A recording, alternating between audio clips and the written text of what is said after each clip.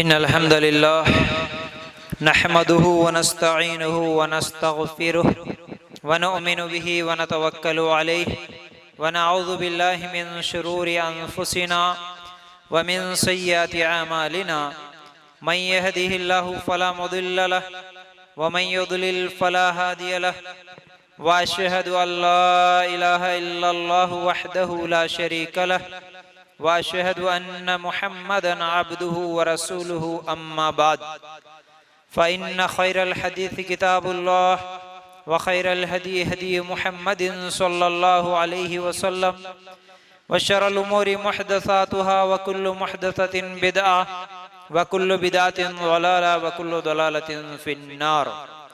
अल्लाहुम्मा सल्लि अला मुहम्मद व अला आलि मुहम्मद कमा सल्लैत अला इब्राहीम व अला आलि इब्राहीम इन्नका हमीदुम मजीद। अल्लाहुम्मा बारिक अला मुहम्मद व अला आलि मुहम्मद कमा बारकत अला इब्राहीम व अला आलि इब्राहीम इन्नका हमीदुम मजीद।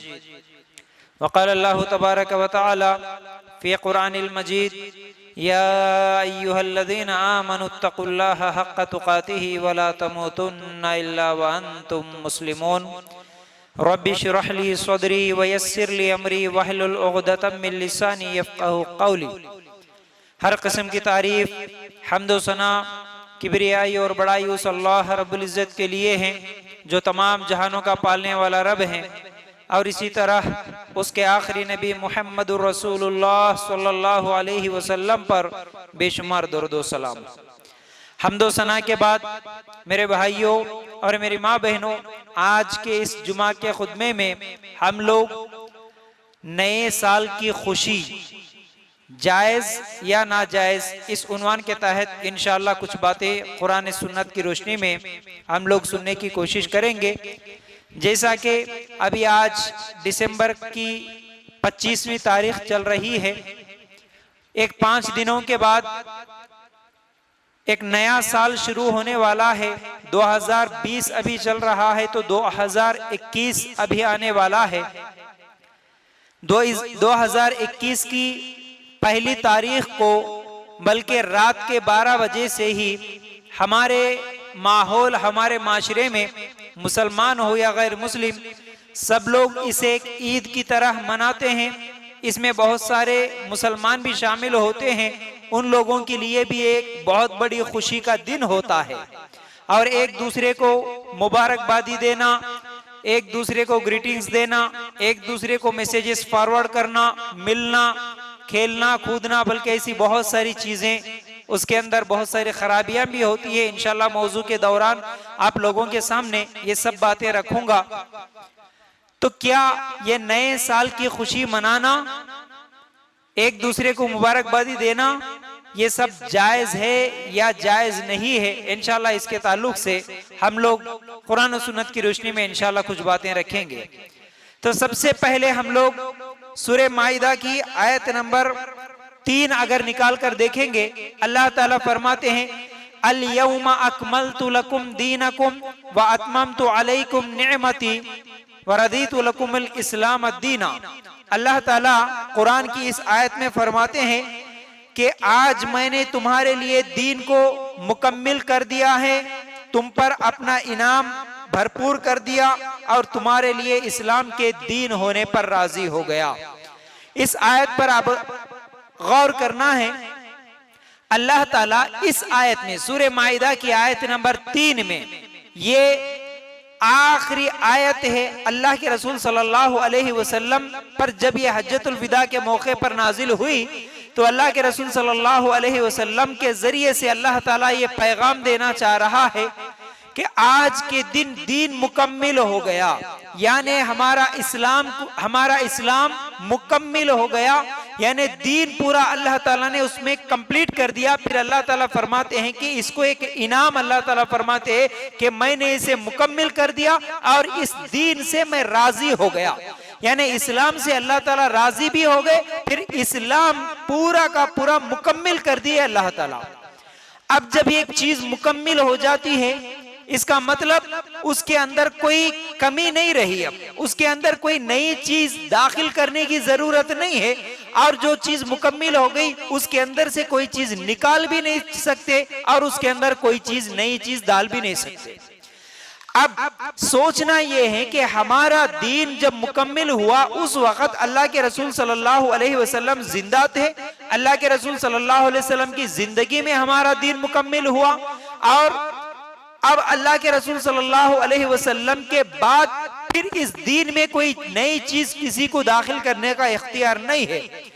तो इस्लाम वही है जो अल्लाह के रसूल सल्लल्लाहु अलैहि वसल्लम के जमाने में था। अल्लाह के रसूल सल्लल्लाहु अलैहि वसल्लम के जमाने में जो तरीका था वही इस्लाम है। अब अल्लाह के रसूल के इस दुनिया से जाने के बाद जो चीजें भी अगर दीन के नाम पर दाखिल की जाती है तो फिर उसे हम इस्लाम नहीं कह सकते। इस बात को सबसे पहले जहन में बिठा लीजिए। जो भी अमल करेंगे वो अल्लाह के रसूल सल्लल्लाहु अलैहि वसल्लम के जमाने में अगर सवाब समझ कर रहे तो वो अल्लाह के रसूल सल्लल्लाहु अलैहि वसल्लम के जमाने में अल्लाह के रसूल सल्लल्लाहु अलैहि वसल्लम के तरीके के मुताबिक, बतलाए हुए तरीके के मुताबिक होना तो ही वो इस्लाम है, वरना इस्लाम नहीं होता। अब एक और बात भी याद रख लीजिए, इस्लाम कहते किसको है, इस्लाम क्या है, इस्लाम का मतलब क्या है। इस्लाम हमारा दीन है, ठीक है, लेकिन इस्लाम किसको बोलते हैं, इस्लाम का मतलब क्या है, दीन का मतलब क्या है। हमारा दीन इस्लाम है, लेकिन दीन क्या है, दीन बोलते किसको है। दीन वो कानून है जो अल्लाह ताला ने आसमानों के ऊपर, अर्श के ऊपर से अल्लाह ताला ने एक कानून, एक जिंदगी गुजारने का तरीका भेजा है मोहम्मद रसूलुल्लाह सल्लल्लाहु अलैहि वसल्लम के जरिए से हम लोगों तक। ये है इस्लाम, ये है दीन, ये है कानून। अगर दीन का मतलब जानना है तो दीन कहते हैं सिर्फ कानून को। कानून कौन सा, अल्लाह का बनाया हुआ कानून। अब कानून का मतलब पूरी जिंदगी गुजारने का तरीका। कानून उसके अंदर हर चीज है। एक बच्चा पैदा होने से लेकर, बल्कि उसके पैदा होने से पहले माँ के पेट के अंदर रहता है, उससे लेकर उसकी पैदाइश, फिर उसकी परवरिश, फिर उसकी शादी, फिर उसका लेना देना, कमाना जमाना, हर चीज, जिंदगी गुजारने का हर तरीका। वो मर गया तो फिर उसे कैसे दफनाना, पूरी जिंदगी गुजारने का तरीका, इसे कहते हैं दीन। पूरे जिंदगी गुजारने के तरीके को दीन कहते हैं। ये बात नहीं मालूम होने की वजह से हम लोग क्या समझे, दीन बोले तो सिर्फ नमाज, दीन बोले तो सिर्फ रोजा, दीन बोले तो टोपी दाढ़ी, दीन बोले तो फिर जिक्र कुरान, यही दीन है भाई। इसके अलावा बाकी ये खुशियां, ये ईदें, ये खाने पीने, दावतें, शादियां, कौन सी भी चीज है, इसको हम दीन नहीं समझे, इसको हम दीन का हिस्सा नहीं समझे, जिसकी वजह से आज क्या हो गया हमारे माहौल में, अरे नहीं भाई, दीन अलग है, दुनिया अलग है।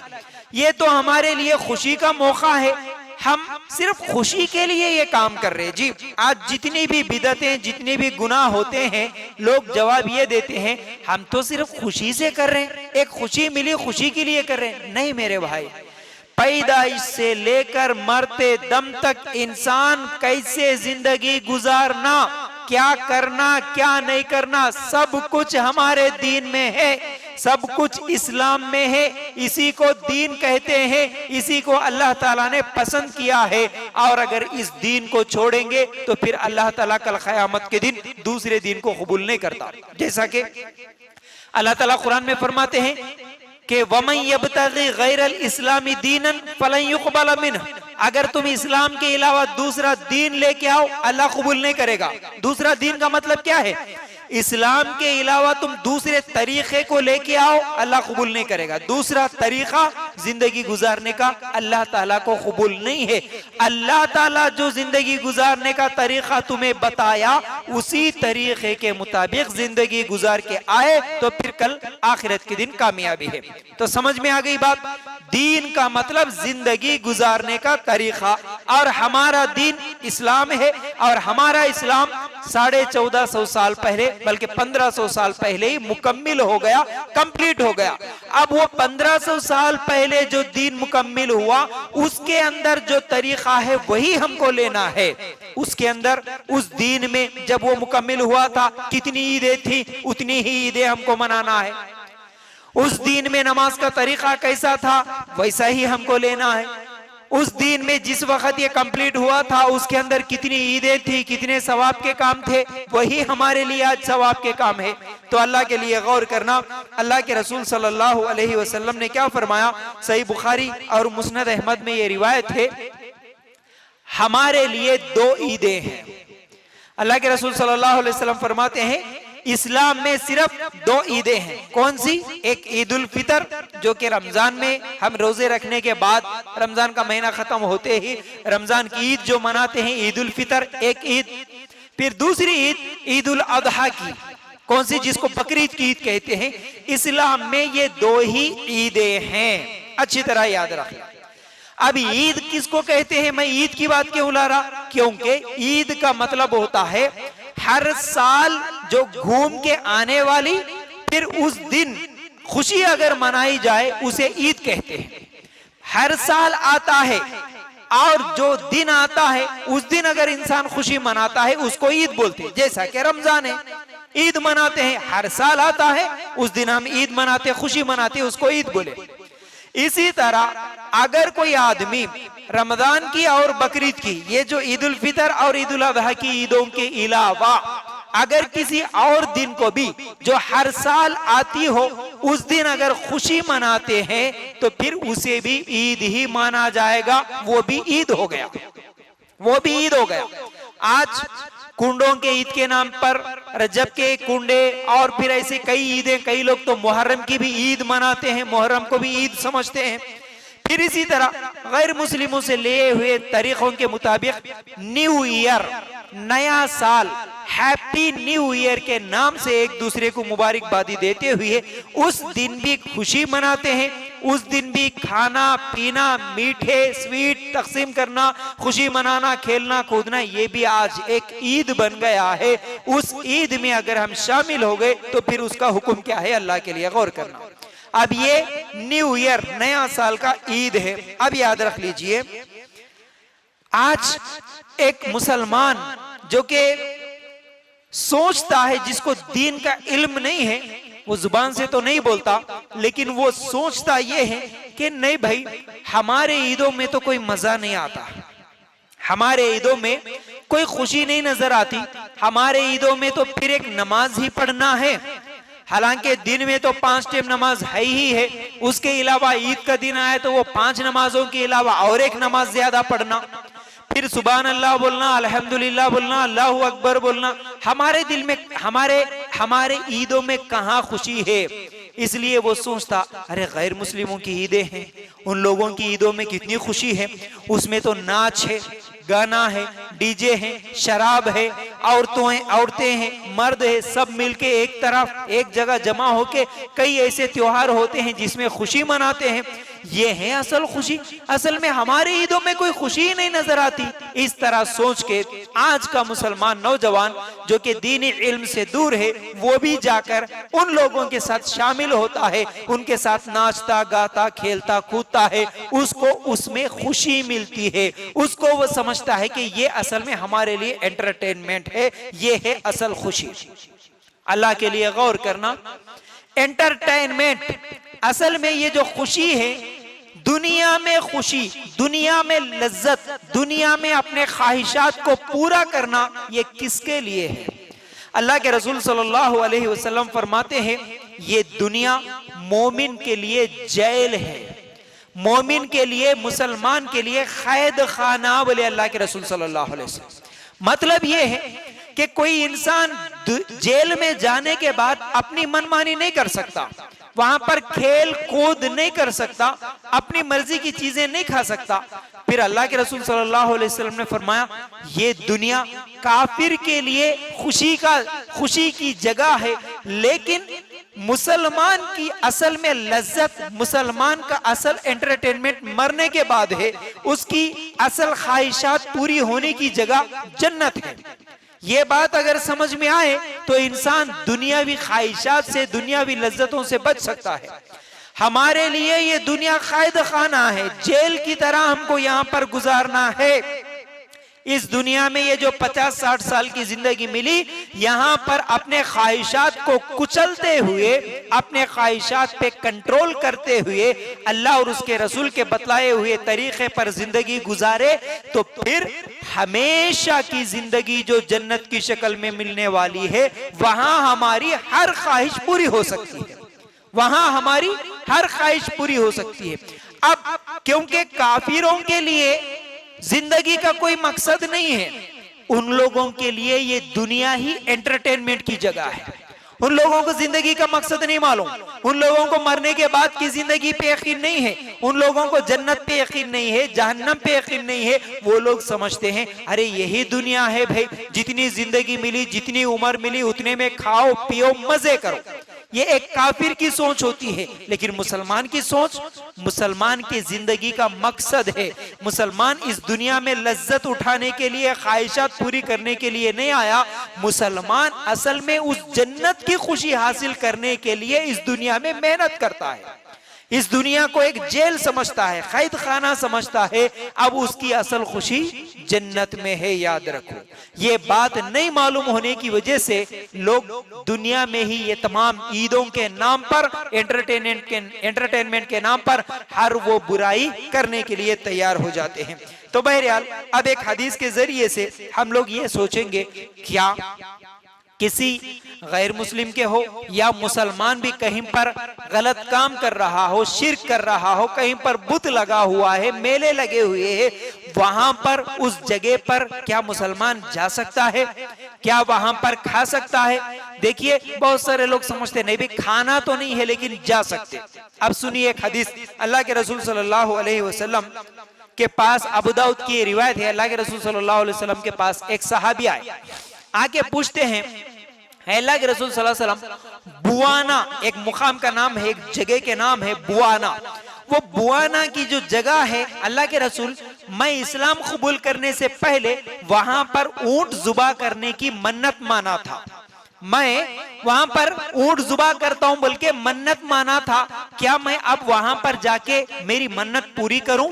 यानी मन्नत मानना जायज अमल है, वो भी ऊंट जुबा करना, अल्लाह के लिए ऊंट जुबा करना, किसी गैर के लिए भी नहीं, जायज अमल है। लेकिन अल्लाह के रसूल सल्लल्लाहु अलैहि वसल्लम उससे सवाल करते हैं, तो जिस जगह पर जाके ऊंट जुबा करता हूं, बोल रहा, क्या उस जगह पर कभी कोई मेला लगता था? जैसा कि जात्रा वगैरह लगता ना, इसको मेला बोलते, क्या वहां कभी मेला लगता था? क्या वहां पर मुशरिकों की कोई ईद होती थी, वहां पर सब जमा होकर खुशी मनाते, ऐसा कोई जगह है क्या वहां पर जहां पर तू जाके ऊंट जुबा करना चाहता है? तो वो सहाबी बोले, नहीं अल्लाह के रसूल सल्लल्लाहु अलैहि वसल्लम, वहां पर कोई मेला नहीं लगता, वहां कोई बुत नहीं है, वहां पर कोई लोग जमा होके कोई जातरा वगैरह कोई खुशी मनाते नहीं, वो कोई ऐसी चीज नहीं है, सिर्फ एक खाली जगह है, वहां पर मैं जाके ऊंट जुबा करना चाह रहा हूं। अल्लाह के रसूल सल्लल्लाहु अलैहि वसल्लम ने फरमाया, अगर ऐसा है तो जाके वहां पर तू ऊंट जुबा कर सकता है। तो मतलब क्या है इसका? इब्ने तैमिया रहमतुल्लाह अलैह फरमाते हैं इस हदीस की रोशनी में कि अगर वहां पर बुत अगर होता या अगर वहां पर मुशरिक जमा होके कोई त्योहार मनाते, ईद मनाते, मेला लगाते, तो अल्लाह के रसूल सल्लल्लाहु अलैहि वसल्लम उस सहाबी को मना करते, उस सहाबी को जाने नहीं देते। मतलब अल्लाह के रसूल सल्लल्लाहु अलैहि वसल्लम की वहां पर इजाजत देना यह है कि वहां पर नहीं जाना जहां पर मेला लगता, जहां पर मुशरिकों के त्योहार होते, जहां पर मुशरिकों की ईदें होती, उस जगह पर एक जायज अमल भी नहीं कर सकते, ऊंट भी जुबा नहीं कर सकते। तो फिर सोचने की बात यह है, इब्ने तैमिया रहमतुल्लाह अलैह फरमाते हैं, ऐसी जगह पर जब ऊंट जुबा करना जायज नहीं है, मन्नत पूरी करना जायज नहीं है, लेकिन ऐसी जगह पर उन लोगों के साथ मिलके खुशी मनाना कितना बड़ा गुनाह है। मुशरिकों के त्योहारों में मिलके उनके साथ खुशी मनाना फिर कितना बड़ा गुनाह हो सकता है, अल्लाह के लिए गौर करना। अल्लाह के रसूल सल्लल्लाहु अलैहि वसल्लम फरमाते, एक और हदीस जो कि बैहक़ी में है, जो मुशरिकीन के साथ बसे, यानी मुशरिक लोगों के साथ उनके साथ ही जिंदगी गुजारे, फिर उनकी ईदें मनाने लगे, उन्हीं के जैसी मुशाबिहत करे, तो कल क़यामत के दिन अल्लाह ताला उनके साथ ही उठाएगा। अल्लाह के लिए गौर करना। अल्लाह के रसूल सल्लल्लाहु अलैहि वसल्लम यहाँ पर क़यामत के बारे में क्या फरमाते हैं? क़यामत का दिन होगा, हम कई मर्तबा सुने, क़यामत के दिन क्या होगा? अल्लाह ताला नेक लोगों को नेक लोगों के साथ उठाएगा, बुरे लोगों को बुरे लोगों के साथ उठाएगा। मुशरिकीन एक जगह अलग जमा हो जाएंगे, काफिर अलग जमा हो जाएंगे, शराबी अलग जमा हो जाएंगे, सिर्फ क्योंकि ऐलान होगा मैदान महशर में सब अलग अलग गिरोह में बट जाएंगे। जो जिसकी पूजा करता था वो उसके साथ होगा, जो अल्लाह की इबादत करते हैं, एक अल्लाह की इबादत करते, वो सब अलग।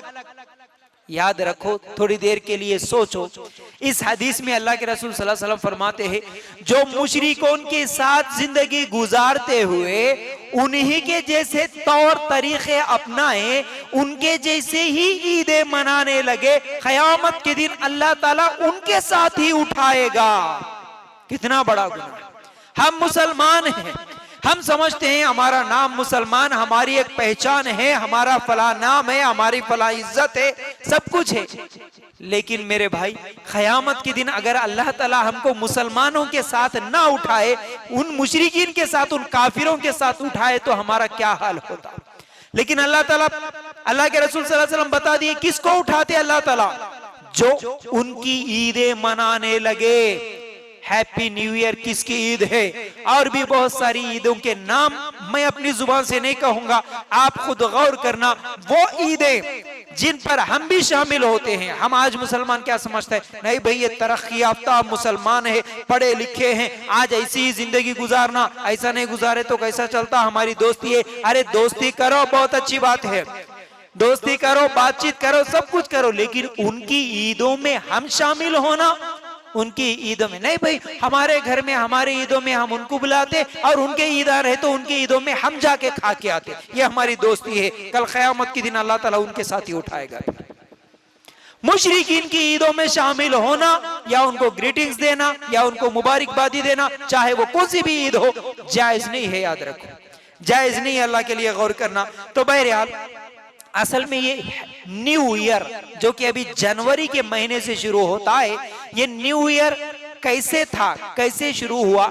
असल में ये ईसाइयों का तरीका है। हमारा नया साल जनवरी से नहीं शुरू होता, हमारा तो नया साल मुहर्रम से शुरू होता है। अफसोस इस बात की है कि कई मुसलमानों को मालूम भी नहीं है कि मुहर्रम से हमारा पहला महीना शुरू होता है, ये भी नहीं मालूम कई मुसलमान ऐसे। लेकिन हमारे लिए नया साल जनवरी से शुरू नहीं होता, ये ईसाइयों का दिया हुआ है जनवरी का महीना। लेकिन ये भी पहले जनवरी से शुरू नहीं था।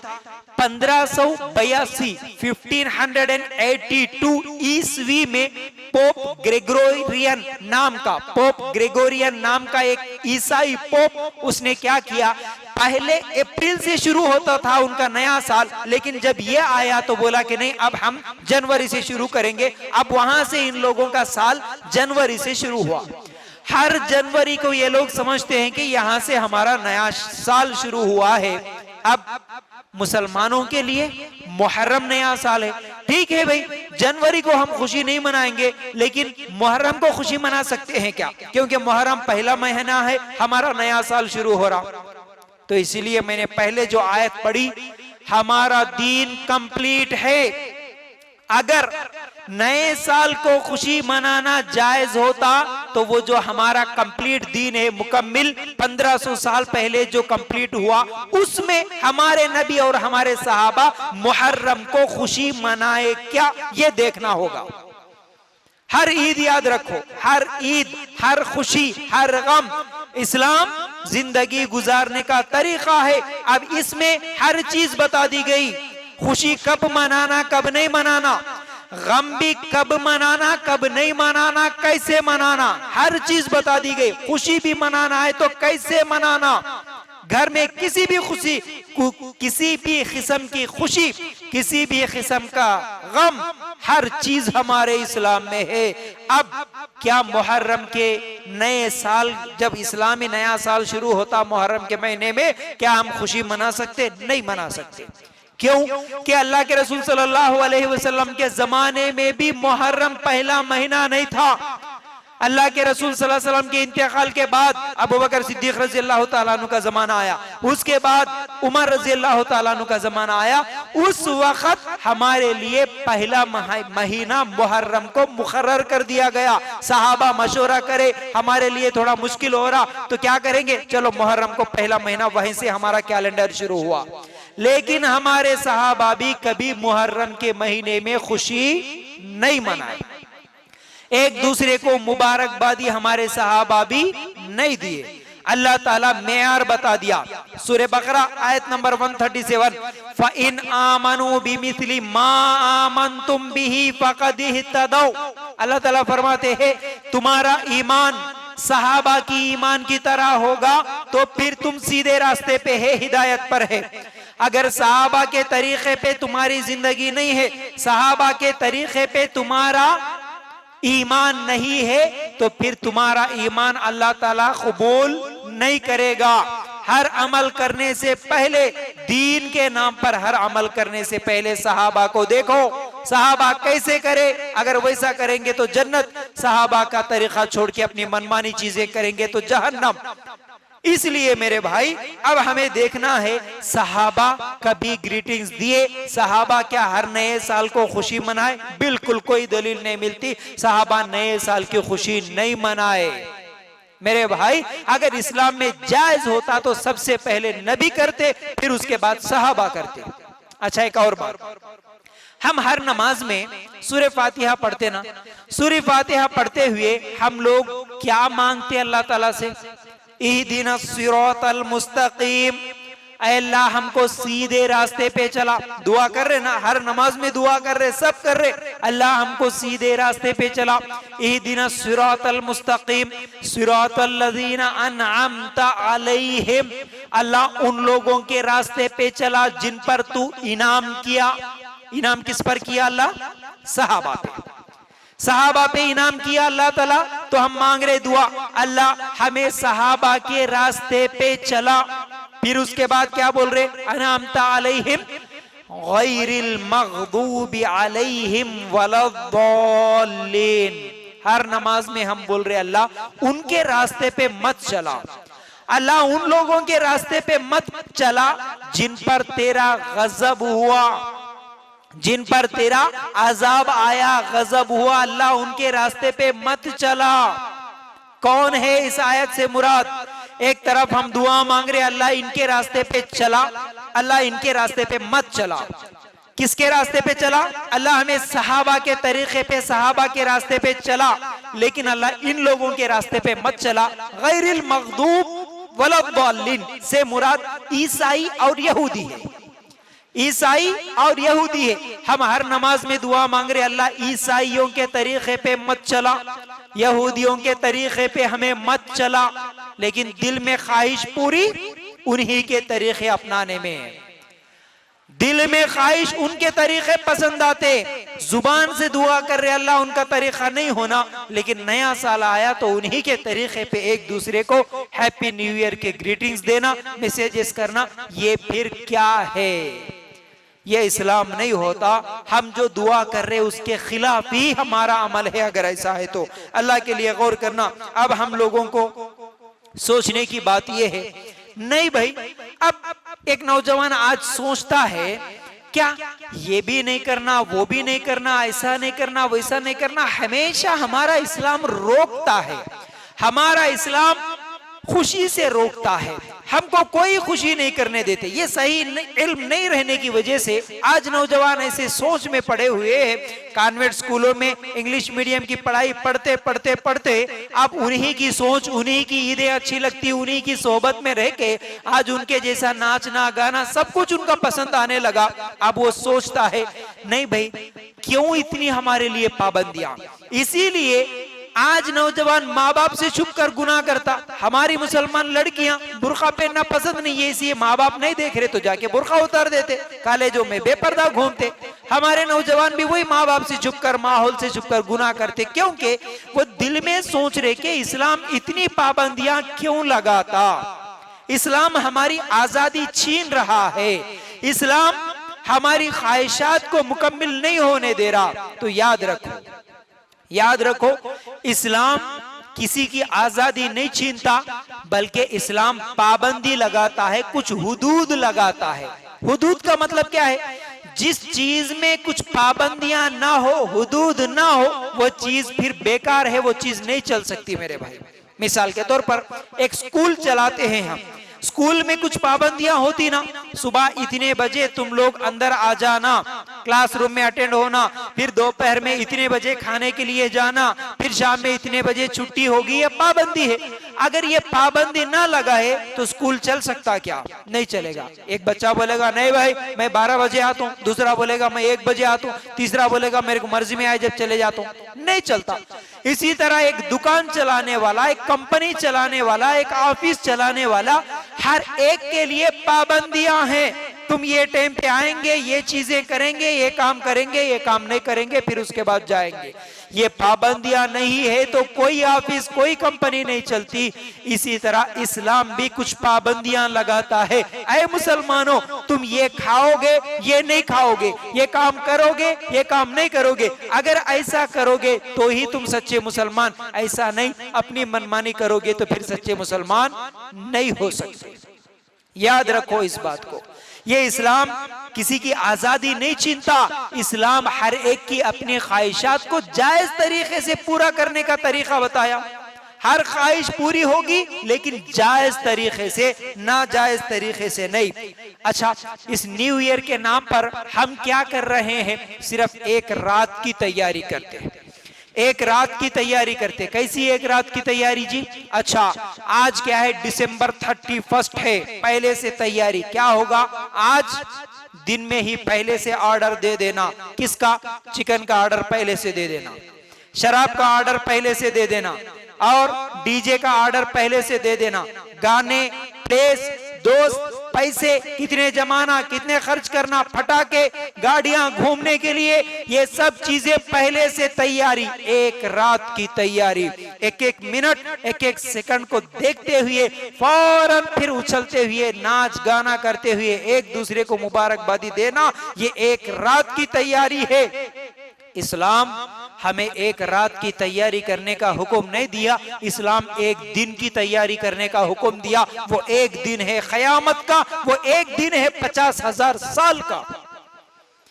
इस्लाम एक रात की तैयारी का हुक्म नहीं देता, इस्लाम एक दिन की तैयारी करो जो 50,000 साल का एक दिन है। वो एक दिन जिस दिन हमारा हिसाब होना है, वो एक दिन हमारे किए हुए आमाल का पूरा हिसाब अल्लाह ताला पूछने वाला है, हमको जवाब देना है उस दिन। उसकी क्या तैयारी करे, उसकी तैयारी हमारे पास कितनी है, अल्लाह के लिए गौर करना मेरे भाइयों।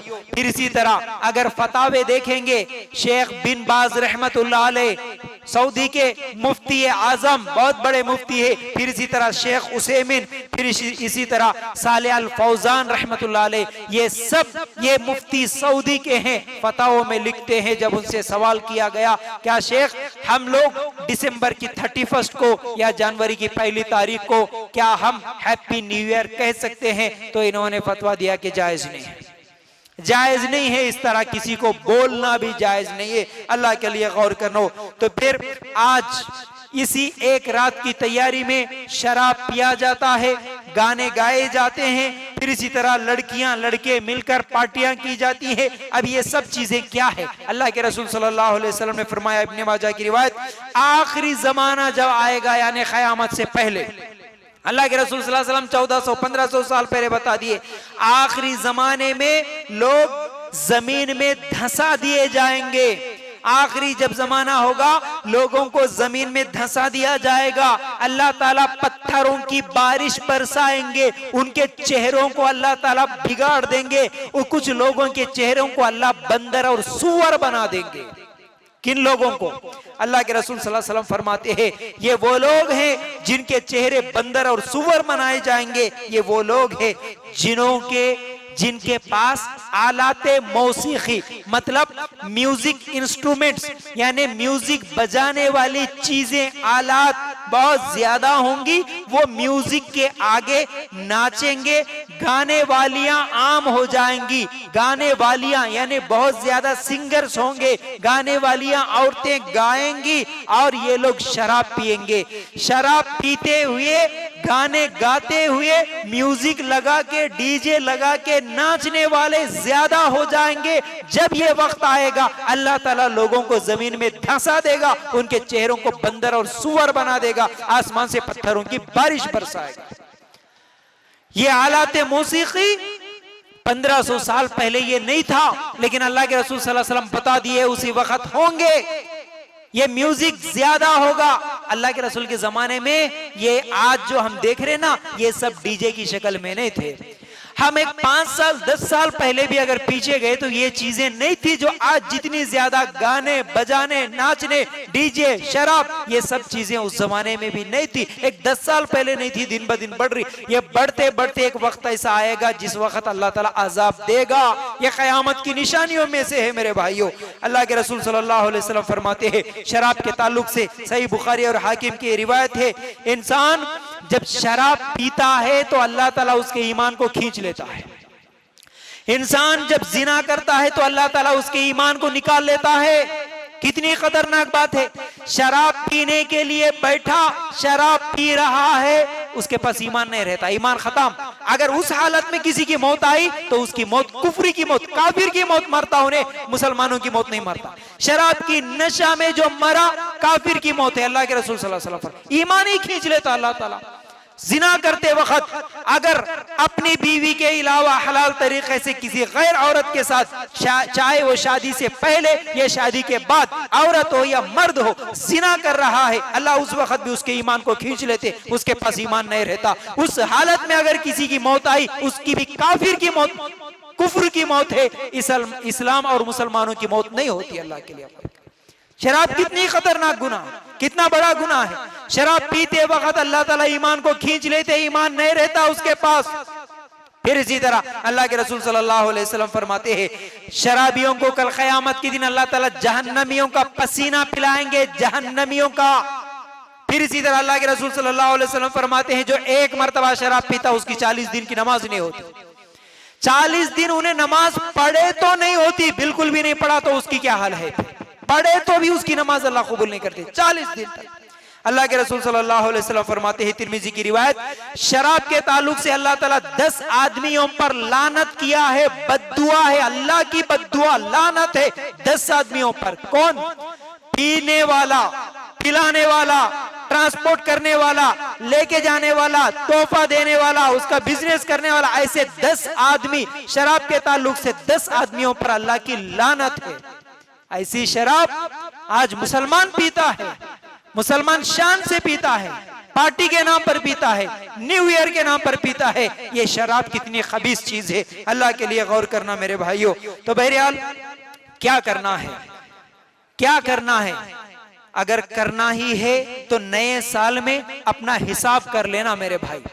सूरह अंबिया की आयत नंबर 1 में अल्लाह ताला फरमाते हैं, इक़्तरब लिन्नासी हिसाबुहुम व हुम फी गफलतिन मुअरिदून।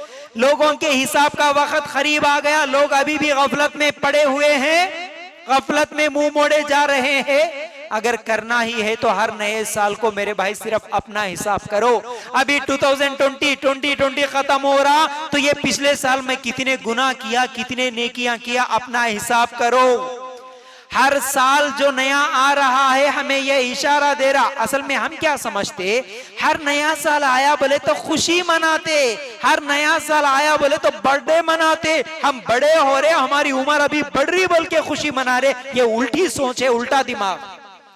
असल में बड़े नहीं हो रहे, हर आने वाला एक एक साल तुम्हें मौत के करीब कर रहा है, ये किसी को याद नहीं है।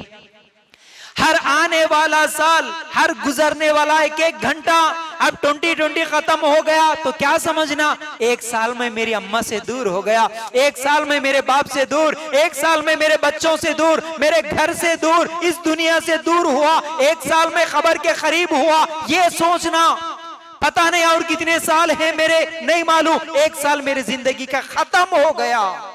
असल में जिंदगी का 1 साल खत्म हुआ ये सोच के हिसाब करना था। हम खुशी मना रहे, नहीं और 1 साल बड़ा हो गया हमारा, और 1 साल हमको मिलने वाला है। किसकी क्या गारंटी भाई? कोई चीज जब खत्म होती है तो किसी को खुशी होती है। सोचने की बात है, शैतान हमें कैसे उल्टे दिमाग पे लगा दिया, उल्टी सोच पे लगा दिया। किसी के बाइक में पेट्रोल हो गया रास्ते में जाते जाते, क्या उसे खुशी होती? अरे अच्छा हो गया मेरे बाइक में पेट्रोल खत्म होगा, कोई हंसता मजाक करता? किसी का बेटा मर गया, अरे अच्छा हो गया बेटा मर गया खत्म हो गया बोल के हंसता, खुशी मनाता? किसी का एक्सीडेंट हो गया, पैर टूट गया, अरे अच्छा हो गया मेरा एक पैर टूट गया बोल के हंसता, खुशी मनाता? अरे एक चीज चली गई तो गम होता, एक चीज खत्म हो गई तो गम होता। 1 साल खत्म हो गया तो असल में गम होना था, अल्लाह मेरी जिंदगी का 1 साल तो दिया था लेकिन 1 साल मेरा खत्म हो गया, मैं उतने नेकियां नहीं कर पाया, अगले साल तो मैं और अच्छे नेकियां करूंगा, सवाब के काम करूंगा, ये सोच होना था। लेकिन उल्टा खुशी मना रहे। किस बात की खुशी मेरे भाइयों? अल्लाह के लिए गौर करना। तो बहरहाल हर आदमी ये सोचे कि मेरी जिंदगी का 1 साल जो खत्म हो गया मुझे मौत के करीब कर दिया, क्या है, और मेरे घर वालों से मुझे दूर कर दिया, ये सोच के अपना हिसाब लेते हुए आने वाले साल में अच्छी सोच अच्छी प्लानिंग के साथ अल्लाह के करीब होने, जन्नत के करीब होने की कोशिश करना, ना कि हम ऐसे बुराइयां और ये दुनियावी बेकार की चीजों में ना अपना वक्त लगाना है ना अपना माल लगाना है। ये मुसलमानों का तरीका है, अगर ये छोड़ेंगे तो दुनिया में भी अजाब फिर आखिरत में भी अजाब है। अल्लाह ताला से दुआ ये है कि अल्लाह ताला हमें कहने सुनने से ज्यादा अमल करने की तौफीक अता फरमा। अल्लाह हम सबको हर उस तरीके से दूर रख, बचा जो तरीका इस्लाम का नहीं है, जो तरीका सहाबा का नहीं है। अल्लाह उन तमाम बुरे तरीकों से हमें बचा के रख। अल्लाह हम सबको सीधे रास्ते पे चला, हम सबको जन्नतुल फिरदौस में जगह अता फरमा। व आखिरु दावाना अनिल हम्दुलिल्लाह।